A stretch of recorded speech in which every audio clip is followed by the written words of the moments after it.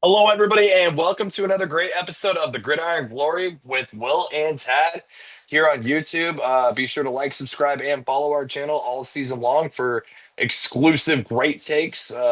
Two guys covering all 32 teams all season long. Today, we're here to talk to you today about a matchup that took place in week two between the Cincinnati Bengals and the Jacksonville Jaguars. Yeah, so. Yeah, obviously the big storyline of this game, Tad, the Joe Burrow injury that took place early in the game, and the report now is from this football game, Joe Burrow is expected to miss about 3 months with a sustained turf toe injury. Um, Very devastating for Bengals country. Last thing you want to see from your franchise quarterback and just him and his story. And it's just heartbreaking to see for Bengals fans and really any true football fan. Yeah, I definitely would have to back up that last take. I mean, it's terrible for Bengals fans. It's terrible for just fans of football in general. I mean, nobody wants to see this. One of the premier quarterbacks in the league. I mean, lost for a majority of the season yet again with an injury. You saw it his rookie year. You saw it again a couple years ago, and now here. I mean, Joe Burrow, I mean, you just want to see this guy stay healthy, go out there, compete, play at a high level. I mean, this is a, an MVP caliber quarterback when things are going well. I mean, leading the league in passing yards last year.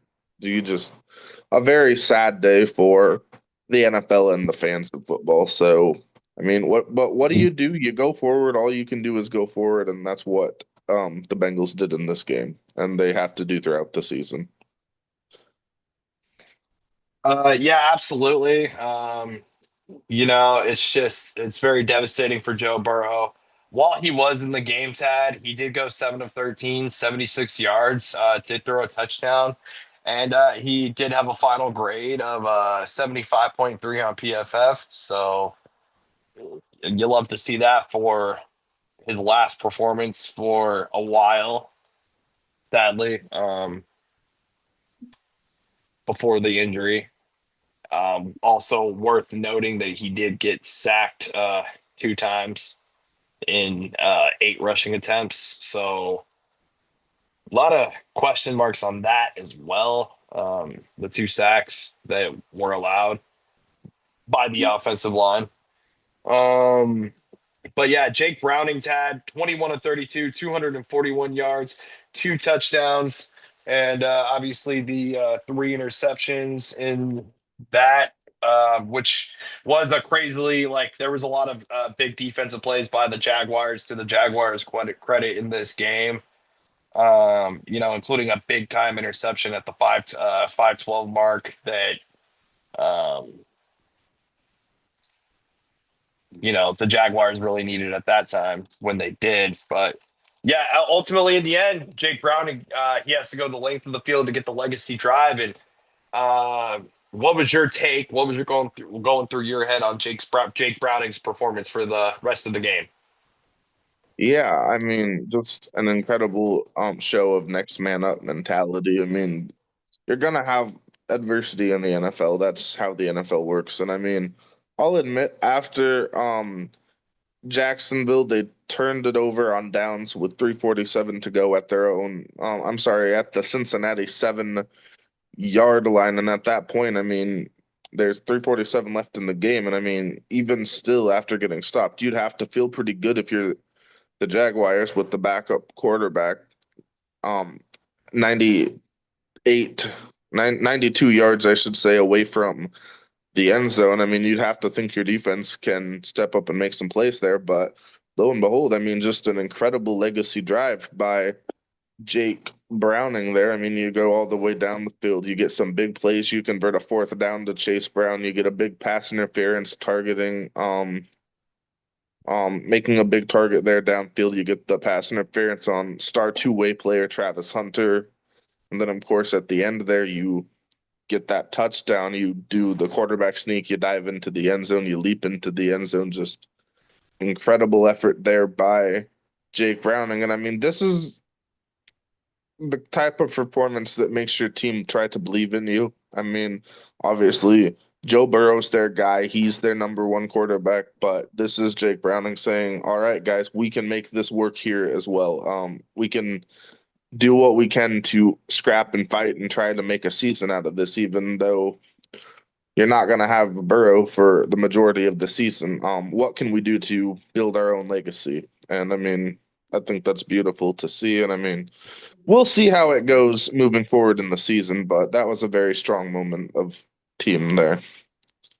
Absolutely. Football's a team sport, and you got to come together even when your best players go down. So, just the unity by the Cincinnati Bengals to still come together with their franchise quarterback down, coming together to find a way to win this football game's had. So, some really great stuff. I mean, yeah, Jamar Chase, real quick, 14 catches, 165 yards, and a touchdown, including 16 targets. Yeah, Tad, Jamar Chase played incredible in this football game to me. Um, I've always been big on Jamar Chase, and obviously Jamar Chase would have loved to have had his quarterback out there, but just um, very sad to see that, obviously, for him. But nonetheless, I mean, Jamar Chase with the 165 yards and the touchdown, making big plays left and right. Fantasy owners were really happy with Jamar Chase's performance today. Yeah, certainly a big place there by Chase. You get the big touchdown by T. Higgins as well. So just finding some good cohesiveness there. And I specifically want your take on a very impressive touchdown play there to Mitchell Tinsley, their young receiver there who had his first NFL touchdown. What was your emotions in that moment? Yeah, I mean, dude, Mitchell Tinsley, when he made that catch, I was just like, wow, football is. I mean, football is so back. Like here we are. It's so back. We're so into the season. Just uh, I just love players that you've never really heard of necessarily, and then just out of nowhere, hey, here's this guy. He makes this insane play and this insane catch, and I was just like, just holy football, man. Hmm. Another unit that really impressed me for Cincinnati was their secondary. Some big plays there by obviously Dax Hill and Jordan Battle getting the interceptions, but I also thought Cam Taylor Britt had a huge game. Geno Stone had a nice game. What was your take on the Bengals secondary? Yeah, for me, the Bengals secondary, um, I mean, they went out there and they made some big plays, as you mentioned. Cam Taylor Britt to me, three total tackles, two solo, two passes defended. Um, yeah, Cam Taylor Britt out of Nebraska. Also worth noting that he did finish with a PFF grade of 86.6 as well. So just with a coverage grade of 86.2. So Cam Taylor Britt was probably the most standout player to me. And obviously Trey Hendrickson. Trey Hendrickson's going to do his thing. And I mean, he graded out Yeah, 84.5 there. yeah, definitely impressive there. Looking for Jacksonville, Lawrence was 24 out of 42, 271 yards, three touchdowns, two interceptions. So not like a particularly bad performance, but I mean, you would like to see a little more out of Lawrence, maybe a little more consistency, limit the turnovers, because I mean, this is a game that you'd like to think that the Jacksonville Jaguars could have found a way to win there at the end. Yeah, just Trevor. I mean, again, Trevor sometimes just makes some head scratching plays, and he's going to have to clean that up. Go get into the film room and kind of analyze some of his reads that he was making, some questionable reads for sure. So I'm gonna have to clean that up. Travis Etienne Jr. though, you know, big. performance from him, 14 carries for 71 yards. Also, the two catches for 18 yards and a touchdown. Yeah, Travis Etienne Jr., Tank Bigsby, obviously no longer there. And I mentioned it in the preseason. Travis Etienne Jr., obviously the workhorse of this Jaguars football team. And going out there and making some big plays again for this running back room and giving the receiving room a hand. Yep. Also interesting to see Tootin getting involved there as well. He carries the 42 yards for the rookie. The receiver room, very interesting Oh, dynamic there.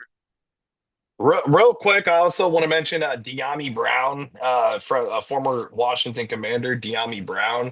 I mean, he had a big play early in the game. That was, I want to say that was Jacksonville's first touchdown.